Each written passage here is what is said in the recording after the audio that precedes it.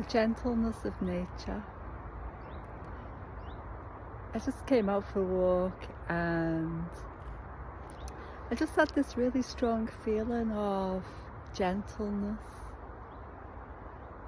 And it's not always there with nature when I come out into nature. I remember a couple of days ago, I felt this heavy kind of energy, like winter was coming, and a sense of almost like doom. But today I feel this gentleness being reflected back to me. Maybe I'm feeling gentle today, and so maybe it's just a reflection. And maybe nature does that. Maybe it reflects our emotions back to us. I don't know, I've not thought about it like that before.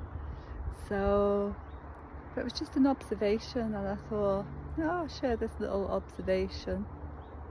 And I can reflect on it a little bit more.